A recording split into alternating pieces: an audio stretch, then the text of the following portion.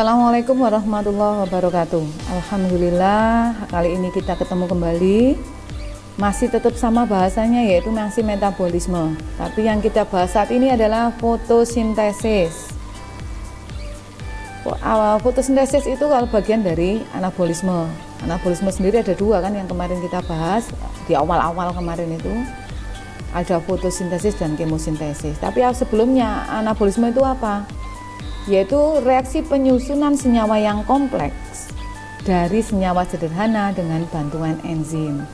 Pada prosesnya akan memerlukan energi. Nanti yang akan kita bahas ada dua, yaitu fotosintesis dan kemosintesis. Pertama adalah fotosintesis dulu. Foto itu cahaya, jadi energi yang akan digunakan berupa energi cahaya. Pelakunya adalah organisme yang memiliki klorofil, karena tempatnya memang di klorofil. Klorofil sendiri terdapat di dalam kloroplas. Tujuannya untuk membentuk molekul gula dari bahan baku, yaitu CO2, H2O, dan menggunakan energi. Reaksi sederhananya adalah 6 CO2 ditambah 6 H2O, ada energi cahaya, dan bertempat di klorofil, nanti akan menghasilkan C6H12O6 dan melepaskan oksigen. Kemudian tokoh dan teori fotosintesis yang akan kita bahas ini ada 4. Yang pertama adalah Ingenhousz, yaitu dengan pendapatnya tumbuhan mengeluarkan suatu gas atau dalam ini adalah oksigen yang akan dibutuhkan dalam proses pembakaran atau oksidasi. Kemudian Engelmann yang berpendapat bahwa klorofil merupakan faktor yang harus ada dalam proses fotosintesis. Tokoh yang ketiga Sachs, yaitu pendapatnya proses fotosintesis menghasilkan amilum atau zat tepung.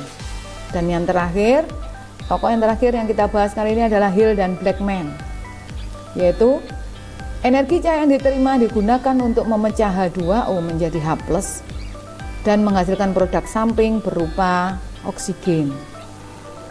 Sekarang faktor yang mempengaruhi fotosintesis. Yang pertama faktor eksternal atau faktor yang dari luar tumbuhan. Yang pertama adalah kesediaan karbon dioksida atau CO2 di udara. Kemudian air dari dalam tanah yang akan diserap oleh serabut akar. Kemudian spektrum cahaya atau cahaya sendiri sebagai energinya, sumber energinya. Kemudian yang keempat suhu. Pada umumnya fotosintesis dapat berlangsung pada suhu 5 derajat Celcius sampai dengan 42 derajat Celcius. Sedangkan pada suhu 35 derajat Celcius kecepatan fotosintesis meningkat, dan pada suhu di atas 40 derajat Celcius kecepatan fotosintesis akan menurun karena panas memang. Kemudian yang kedua faktor internal yang ada dalam tumbuhan. Yang pertama pigmen. Pigmen yang sangat berpengaruh itu adalah klorofil A yang akan menyerap cahaya merah dan ungu, biru ungu.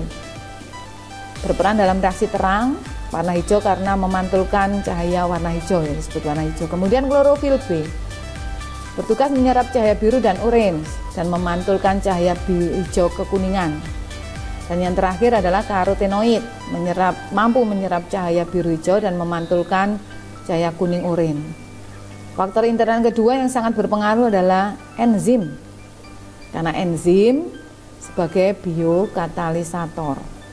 Kemudian tempatnya kloroplas sekarang. Nah, kalau ini ada irisan daun, kalau dibesarkan anatomi melintangnya adalah di sini mesofil. Mesofil itu ada dua, ada jaringan palisade dan jaringan spons. Paling atas ini kita bahas total itu dulu di materi kelas 11 ya. Kemudian kalau diambil satu kloroplas, nah ini terdiri dari bagian-bagian kloroplasnya. Ada membran luar, ada membran dalam, kemudian ada tilakoid. Tumpukan tilakoid itu nanti grana. Kemudian ada stroma, ruang antar grana. Jadi ada grana, ada stroma, diingat-ingat. Nanti itu berhubungan dengan reaksi terang dan gelap. Tahapan proses fotosintesis. Yang pertama reaksi terang. Untuk mudah menghafalkan, foto, nah itu terang karena memang cahaya. Bertempat di membran tilakoid di grana. Di sini nanti akan melibatkan fotosistem, yaitu suatu unit yang mampu menangkap energi cahaya matahari yang terdiri dari klorofil A, kompleks Athena, dan akseptor elektron. Fotosistem sendiri ada dua, yaitu ada fotofosforilasi non-siklik atau fotosistem 1 nanti ya, kemudian ada fotosistem 2. Yang pertama fotofosforilasi non-siklik, yaitu peka terhadap panjang gelombang 680 nanometer atau nm, sehingga disebut sebagai P680, akan menghasilkan ATP dan NADPH. Dan yang kedua adalah fotofosforilasi siklik, berlangsung di fotosistem 1, terdapat di klorofil A yang peka terhadap panjang gelombang 700 nm sehingga disebut P700 dan menghasilkan ATP. Nah, sekarang kita lihat dulu prosesnya. Ada dua, nanti yang kita awali dengan fotofosforilasi non-siklik. Jika ada cahaya yang mengenai fotosistem 2 di sini ya. Nanti ada proses fotolisis yang akan menghasilkan elektron. Sedangkan hasil pemecahan oleh cahaya nanti elektron akan ditangkap oleh akseptor primer.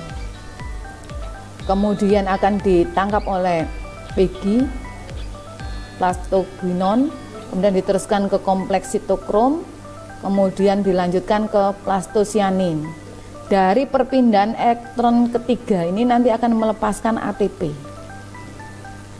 Selanjutnya akan diterima dari fotosistem 1, yaitu cahaya, nanti akan melepaskan elektron juga yang akan dilepaskan, ditangkap oleh redoxin, dilanjutkan untuk mengikat H+ sehingga akan menghasilkan NADPH. Jadi pada proses fotofosforilasi non-siklik itu hasilnya adalah ATP dan NADPH. Sedangkan kalau yang siklik, ini ada panah merah. Jika ada cahaya mengenai fotosistem 1, ini untuk kondisi darurat ketika sangat membutuhkan ATP gitu ya. Elektron akan ditangkap oleh akseptor primer, selanjutnya akan diteruskan ke kompleks sitokrom dan plastosianin. Sehingga dalam proses perpindahan ini akan menghasilkan ATP. Dapat disimpulkan pada saat ini ya, fotosistem 1 itu hanya menghasilkan ATP dan fotosistem 2 akan menghasilkan ATP dan NADPH, itu pembedanya. Kemudian yang kedua reaksi gelap. Untuk memudahkan sintesisnya, itu untuk memudahkan menghafalkan gitu, untuk memudahkan mengartikan, mempelajarinya gitu kan ya. Reaksi gelap, kenapa disebut reaksi gelap? Karena tidak membutuhkan cahaya, bertempat di stroma dan akan menggunakan ATP dan NADPH dari reaksi terang yang tadi. Tahap-tahapannya ada 3 tahap nanti. Yang pertama fiksasi karbon. Karbon akan diikat atau difiksasi oleh RuBP atau ribolusa bifosfat menjadi 3 fosfogliserat. Kemudian tahap yang kedua adalah reduksi, di mana molekul 3 fosfogliserat mendapat gugus fosfat dari ATP reaksi terang sehingga akan membentuk 1,3 bifosfogliserat. Selanjutnya NADPH akan mereduksi bifosfogliserat menjadi G3P. Sedangkan yang ketiga, yang terakhir adalah regenerasi akseptor.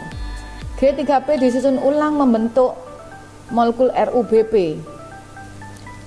Jadi untuk membentuk 1 molekul glukosa, maka akan dibutuhkan sebanyak 6 kali siklus Kelvin dengan menangkap sebanyak 6 molekul CO2. Nah, kalau dilihat reaksinya seperti ini totalnya di sini reaksi terangnya akan menghasilkan ATP dan NADPH yang akan masuk ke reaksi gelap. Demikian pertemuan kali ini kita akhiri. Wassalamualaikum warahmatullahi wabarakatuh.